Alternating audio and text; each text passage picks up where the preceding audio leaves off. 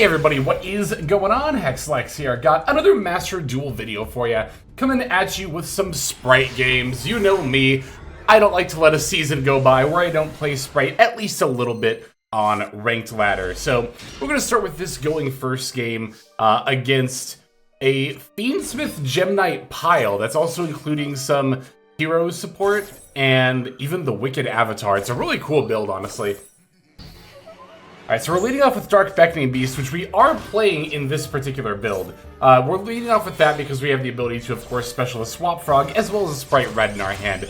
That way I can go for Sprint and get my Nimble engine online, while still holding up the red in case they have, like, you know, a negate or something in the form of a monster, or Nibiru, right? But yeah, so Spright, right now, I've said I'm playing the Dark Beckoning Beast package, 3 of the Beasts, 2 of the Opening of the Spirit Gates, no Nightmare Throne, because we're already at 42 cards. I'll show the deck list at the end of the video, but I've been continuing to play pure, or quote-unquote pure, you know, with no additional engines aside from various level 2 monsters, for quite some time, because I think Dominus Impulse is very good in the current metagame.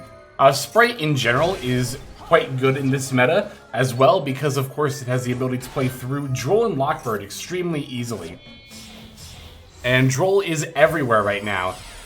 It's not only really good in the meta, but also at 2 copies, it's actually really easy for people to slot into their decks, especially since they had to remove a copy of Call By, another staple. So here I've got the full Spright end board, or a variation of it at least. There's a lot of different ways that you could end your Spright board here. But I really like having, of course, the Elf and the IP, as well as Red and Carrot. Usually you can only get one of them, but with this hand I was able to get both. And number 65, Djinn Buster. I think this is an excellent card, not only for your Spright end board, but a lot of the time you can make this mid-combo, especially if you open with, like, Spright Blue. You can go Blue plus Jet into Djinn Buster and just get a free monster negate. Again, mid-combo line. Alright, so they're gonna take their turn here, leading off with the Brilliant Fusion. I'm going to use my Ash Blossom against that because I want to save my Red and Carrot and also my Djinn Buster, mainly my Carrot here, of course, to be able to negate other spell and trap cards. We're going to let the Tract resolve, and they end up adding Santa Claus, which complicates things a little bit, right? They also end up, however, sending to the graveyard the Evil Hero Sinister Necrom, which of course needs to banish itself to special summon a hero from deck. Again, they're using like the Evil Hero Dusted Gold to be able to pivot into Fiendsmith. But what I'm going to do here is I'm actually going to activate the IP's effect, because I know IP is the most likely target that the Santa Claus is going to come after. And now I can use SP Little Knight to banish the Sinister Necrom out of the graveyard and still get value out of it, right? They're actually going to end up using Tract from the graveyard to fuse Lurie with the Santa Claus in hand and summon Fiendsmith's Lacrima. I'm going to use my Djinn Buster negate now. That way, if I need to later, I can use Red or Carrot to send Djinn Buster to not only negate, but also destroy. They try to go to battle here, so I'm going to, at the end of main, Elf for Jet. Jet adds starter. That way they can't just battle over Elf and, you know, I don't get value out of it. They end up taking out the Spright Red, so I no longer have any monster negates, but I do still have Carrot as well as the Little Knight. Putting back Santa Claus to burn me a little bit. They're going to go Fiendsmith's Requiem effect for Lacrima. Lacrima effect send the Engraver. I'm going to let them revive the Engraver here. And I thought they were going to try to go for the Requiem, but they actually link straight away. If I know they were going to link straight away, I would have used Little Knight on the Lacrima to make sure they don't have a body on board, but it looks like they're just making Fiendsmith's Lacrima again anyway, except they actually pivot into Aerial Eater. Now, Aerial Eater is going to send this new monster from the latest pack here, Buio, the Dawn's Light, which when sent to the graveyard lets them get the Mutiny in the Sky. That'll let them fusion summon, you know, by sending Fiend or Fairy monsters from their extra deck back into or not from the extra deck, from the graveyard back into the main deck. So they're going to add a Mutiny in the Sky and try to use it. Of course, we still have the Spright Carrot, so I can just negate with that. It's definitely been a roller coaster of a turn here against this Fiend pile. Alright, they're linking off Aerial Eater plus Sequence, so it looks like they make their own SP Little Knight. This will actually complicate things a little bit here. I'm going to let them banish the Elf. Although I guess to be fair, there really was no reason for me not to use Little Knight's effect there, right? I guess what I was thinking though in the moment is I didn't want my main monster zones to get clogged, but at the same time I could have also just gone into a gigantic. I think that was a misplay on my part. Because like, yeah, they could have chained Little Knight, but like, I still would have bounced out the elf and it still would have been able to come back. That was absolutely a misplay on my part. I thought I was doing the right thing in the moment, trying to keep my monster zones clear, but again, I could have always just pivoted into gigantic really easily. I could have gone straight into battle after that too. Yeah, that was a huge misplay on my part looking back. But, you know, that's one of the reasons why I like sharing my replays. It's not just a matter of, you know, getting content for YouTube, or reviewing my replays, rather. It's not just a matter of sharing them for YouTube. Reviewing replays is actually pretty important to do, even if you're, like, not planning on sharing them online, because it'll let you pick up previous misplays like that, right? Alright, they're going to go for the Nibiru here. I'm definitely going to chain Spright Red, even though I know they can use Little Knight to bounce out my Gigantic. Absolutely worth it here, because I'll still maintain board advantage while still having an Ash Blossom in hand, so even if they top deck plays, I'm very likely to be able to stop it. Plus, it's also kind of like simple math at this point, right? What do they have going for them? Little Knight. What do I have going for me? Little Knight plus multiple other things. So, naturally, I tend to be, you know, a little bit ahead in this scenario. Gonna do a little bit of deck thinning slash getting some follow-up plays. Naturally, Little Knight's going to take care of the Spright Red here.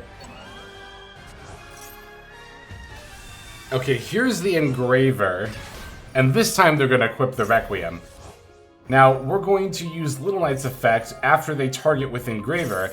That way I can just bounce out whatever they're targeting, as well as the Engraver, which will stop them from not only destroying my Gigantic, but also link climbing. See, they're going to add back Mutiny in the Sky by pitching their Lancia. We go to activate here, fusing the Requiem with Brio the Dawn's Light in order to summon the Duke of Demise. But this card does not help them at all in this scenario. As far as its actual abilities, they're just going to use it to link climb. And it looks like they're going back into their Fiendsmith engine, which I'm a little bit confused about because I don't think they can get another body on board, right? They already used Engraver's effect this turn. But in any case, I'm just going to use Ash Blossom on the Requiem here. Alright, they get back their Engraver, but we get back our Gigantic. And at this point, it's just trivially easy to find lethal. There's a number of ways I could do it, but the simplest way to not get nibbed here is just to go into Onibimaru Soul Sweeper, banish the Engraver, and then just swing in for lethal. So yeah, very, very fun back and forth game here against the Fiend pile. I could have ended it potentially a little bit sooner had I actually bounced out my Elf with the Little Knight, but that's ultimately not that big of a deal here. Alright, let's go and check out our next duel. So I faced against a lot of Sky Striker when I was laddering with Spright here. This will be one of those games here where I actually end up going second.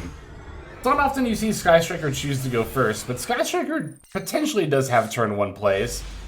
I mean, even in a regular going second build, there's still, you know, things you can set up on turn 1. We're going to go for Upstart Goblin, Normal Summon Ray, activate the multi-roll, and then go Ray Effect. Thankfully, we have Impulse here, so we can just put a stop to that right now. And then if they had a follow-up Engage, or have one, we have an Ash Blossom in hand, but I don't think they do. Yeah, they're just going to set 2 and then pass back over to me. This hand's definitely not bad at all. Gonna start with Normal Summon Dark Beckoning Beast here. See if that baits out anything. Here's Widow Anchor, so that's gonna negate the Beckoning Beast. Thankfully, we still have the starter for follow-up plays here. Of course, barring, you know, another hand trap or face down card here. Ends up being a hand trap, ends up being Ash Blossom in order to negate our Spright starter. So, at this point, I do have to pass, but I also like my situation. Even though multi-roll gets to reset the Widow Anchor here, that doesn't immediately stop me from making plays, right? If I go Normal Summon Swap Frog, they Widow Anchor and negate, I can still have 2 level 2 monsters on the field. This new face down card is a little bit more scary to me in that regard, especially because I top deck Ash Blossom, which isn't a live play. Sure enough, they're going to Widow Anchor the Swap Frog here. I think they definitely should have waited on the Widow Anchor, but of course, it kind of doesn't really matter if they do or don't, right? I'm going to go into Sprint every time here. If they had waited to use the Widow Anchor on the Sprint, I would still have Swap plus Ronin in my graveyard, so I could still go Ronin, Banish, Swap to summon, and then overlay into Gigantic, right? So yeah, 1 negate was never going to be enough to stop me in this situation. And as soon as I summon the Gigantic, they realize they are done. So, there we go. Let's check out this next game against Sky Striker here. Okay, for this Sky Striker duel, I'm going to be going first. But I won the coin flip, so I didn't necessarily know that I was up against the going second deck.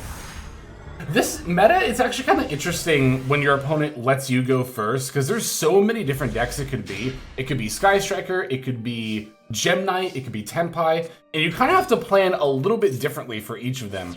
You know, even a few months ago, if your opponent was, letting you go first, it was always going to be Tenpai, right? And it was really easy to know what to expect, but definitely not the case now. All right, here we're going to get hit with the Droll and Lockbird, and I kind of talked over it a little bit, but that is actually the exact reason why I led with normal summon Swap Frog instead of activating Opening of the Spirit Gates. So I think in this meta especially, this has also been true the last couple of months, but especially right now, when you're using your first search effect of the turn, you have to be thinking about Droll and Lockbird, right? So I'm thinking here in this opening hand, right, where I have Swap Jet Opening. If I lead with Opening and then add the Dark Beckoning Beast and they Droll me, then I can't search off of the Spright Jet, right? However, if I go normal Swap Frog and then special the Jet, then I can still get the starter, and then if I get Drolled, that's fine, because Spright is basically immune to Droll and Lockbird. Blue and Jet are your only searches, and Blue pretty much always gets Jet anyway. So, knowing that Jet was the literal only search I'm going to use the entire turn, I prioritized it over the Opening of the Spirit Gates. It's true that Dark Beckoning Beast and Opening can leave you a little bit weaker to Droll than if you're not playing them in Spright, but honestly, as long as you keep a level head about Droll and Lockbird, then it does become really easy to still play around. Alright, so I summoned the red with the starter mid combo there in order to dodge a Nibiru if my opponent had one. I still like leading with Sprint pretty much every single time, even if I don't necessarily have Nibiru insurance. Because, honestly, the extra bodies you gain is so worth it, and your opponent has Nibiru so little of the time that I think in general it's worth it to go Sprint before Gigantic. The only time it's not really worth it is if you open like multiple Nimble Beavers, because then Sprint can't summon 2 bodies, it can only summon 1. So then you might as well just go straight to Gigantic. Alright, so they're going to use Widow Anchor on the Elf. I'm a little surprised they didn't use it on the red or carrot here. And then they're going to call by the Maxi. Now, this is the exact reason why I actually chained Maxi to the Widow Anchor. That looks like really weird timing, but I know that if my opponent has Call By, I can use Elf to revive the Maxi and thereby dodge Call By. So actually, by simply timing a Maxi, a card I would have used anyway, in the right moment, I was able to basically negate 2 cards from my opponent's hand, right? The Widow Anchor is now useless because the Elf is already reviving the Maxi. And the Call By is useless because, again, the Elf is reviving the Maxi. So, Maxi has a lot of really interesting potential uses in Spright. You can also search out Maxi in Spright by summoning it with Gigantic and then bouncing it back to your hand with Swap Frog. There aren't many hands I would go out of my way to do that, but it is something you can do if you really want to. Yeah, gonna use Ash Blossom on the triple attack draw 2, then they're gonna be left with only a couple of cards left in hand. We've got IP and red and carrot. We haven't used any of our, negates or disruption on board, and we are looking really good. All right, I got one more duel for you before we finish off here. And this last duel is going to be a going second game against Ice Barrier. It's been a long time since I played against Ice Barrier, but these duels were played like right after I hit Master 5, so yeah, you're gonna see people running more, I guess, quote-unquote fun decks or rogue decks at Master 5. Yeah, they led with Ogre, and I was like, okay, so Cash, and then I saw the Revealer, and I was like, oh, what? That's like, oh yeah, Ogre's water. I guess that makes sense. It's actually a really interesting bit of like hand trap insurance, because now, especially against the Maxi, okay, this is actually a really interesting scenario, especially for my opponent, because they can use the Ogre, look at my top 5, and kind of determine if they can or should push through my Maxi or not. There's Jet, Swap Frog, Nibiru, Jet, and Impulse. They end up taking out the Jet that was on top. And I guess if they're not going to draw that much or summon that much, then maybe that makes a little more sense. But honestly, if I saw Nibiru, then that feels to me like a full invitation to banish that with Ogre and then full combo, right? I guess you do still have to deal with all of the, you know, advantage gained off of Max C, and as well as like the impulse too and other hand traps, right? Like, it doesn't just come down to, you know, only Nibiru when you get Max Seed. So, you know what? I actually, that makes sense that my opponent did it this way. They wanted to deny me Jet in case, I guess I didn't open a Spright. I guess that makes sense, yeah. Yeah, they're just gonna make Lancia give me one draw and then pass right back. Oh no, wait, they didn't even banish the... They banished the other Jet, because I just drew one off of Max C. I didn't even notice that mid-duel. I revealed all 3 of my copies of Spright Jet, and they banished one of these 2, because I still drew it off the Max C. Wild. Okay, anyway. Gonna go normal summon Nimble Beaver, they'll flip up Cash Prep, but then more importantly, Imperm. This hand was kind of interesting because I had Swap Frog and Beaver. I kind of debated if I even wanted to normal summon Nimble Beaver. But I mean, the other alternative was just like normal summoning one of my copies of Spright Jet, which just doesn't do anything, so it's like, you might as well, right? Okay, this time I really don't care about Ogre. I mean, losing Carrot here kind of sucks, but the game state is already kind of simplified enough that I'm feeling pretty good about not having access to Carrot. Alright, Lancia, the level 10, you know, Ice Barrier monster, activates twice per turn, so I'm gonna have 2 negates ready to stop it. First the Ash Blossom, and then in the same chain as the Ash Blossom, I'm going to starter for red. That way, by the next chain link, my red is already in play to negate the Lancia. I definitely do not need to deal with the, you know, General Raiho floodgating me here. Alright, so now at this point, even if they have a hand trap, I have a call by. I mean, if it's Nibiru, it's Nibiru, you know. At some point, they just have to have it, if they have it, but... I'm looking at the board state, and this is a prime board state for a Shadow Mosquito OTK, so we're gonna go Gigantic for Swap Frog, even though I already have one in hand. That way I can bounce it back to hand, or the Beaver rather, and then special the Swap Frog from my hand. That'll maximize the number of copies of Swap Frog that get into my graveyard, and then in turn, the number of summons I can do with Ronin Totem, right? I can link the 2 of them off for Elf. Then Elf can revive. And then I can still go Ronin, banish a Swap Frog from my graveyard to summon. Now I have enough bodies to not only summon Shadow Mosquito, but also still OTK, because with most board states, you'll probably need the Shadow Mosquito plus 3 attacks, right? So there's attack number 1, attack number 2, going to burn them. And then finally the coup de grace, we swing with the Gigantic, and then burn them for 3,300 one last time. Always gotta have a little Shadow Mosquito OTK in a in a Spright video. Alright, there is the gameplay. Let me show you the build now that I'm working with. Okay, so here is the build. Pure Spright is pretty wide open in terms of both its main and extra deck. You have a lot of room to play a lot of different engines, and off-engine as well. Like I said before, I chose to play in this build 3 copies of Dark Beckoning Beast as well as 2 Opening of the Spirit Gates, because they provided more 1-card starters, right?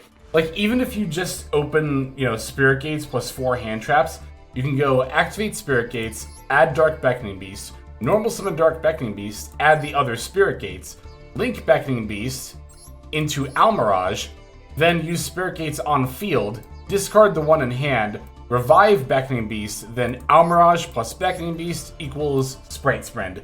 And of course, anything that leads to Spright Sprend can dump Angler, summon out 2 Beaver, and that's obviously full combo from there. So, Swap Frog can do something similar with Almirage. If you normal summon it, you can dump Ronin, link into Almirage, special back the Ronin, and then you can summon Sprend from there. So in terms of 1-card starters in this build, we've got the 3 Swap Frog, plus 3 Beaver is 6, plus 3 Beckoning Beasts, that makes 9, plus the 2 Opening makes 11, and then Spright Starter, of course, as the name implies, is also a starter, so that's 14. For a hand trap count, we've got 2 Droll plus 2 Max C is 4, plus the 3 Ash Blossom makes 7, plus 2 Fuelos is 9, Nib is 10, 2 Imperm is 12, and then 3 Impulse is 15. So 14 one-card starters, 15 hand traps. Pretty good ratios for the current metagame. That's about what a lot of meta decks are at. We're at 42 cards to kind of accommodate all of this. You could cut, in theory, a couple of hand traps if you really wanted to, if you really wanted to be at 40. But for Spright, I actually don't necessarily want to be at 40 because there's a lot of things I don't really want to open here, right? I don't want to open Ronin Totem. I don't want to open Nimble Angler. This actually isn't always horrible because you can discard it with Swap Frog or Spirit Gates, but still, I'd typically rather not open it. I would tend to also rather not open the Spirit Gates. Well, I don't know. That's why I'm only playing 2 instead of a full playset of 3. Because I don't want to open it plus another starter. Because it tends to not only just be redundant, because Beckoning Beast always needs your normal summon, but it also plays, as I mentioned before, really badly into Droll and Lockbird. So, this is a starter, and I do count it as one, but at the same time, I kind of don't want to open it, if that makes sense. So, that's why I'm only on 2 copies. And it's another reason why I'm also on 42 cards here. Of course, Spright is also an archetype full of extenders, so even if you don't get a 1-card starter, as long as you get a Spright plus any level 2 monster, you're pretty much good to go from there. For the extra deck, like I said, it's also super wide open. There's a lot of stuff in here I just never make. Downerd, I never make. Honestly, even Zeus, I never make. This card feels like it should be a staple in Spright, but I gotta level with you. In the past couple of months playing Spright, I don't think I've summoned this card a single time. I think this card is super optional in Spright. That sounds really weird, but I think it actually is just true. And Pit Knight Early. I finally threw this card in my extra deck just because I wanted to try it out, and I just never made it, which is pretty historically true for every other time I've played Pit Knight Early.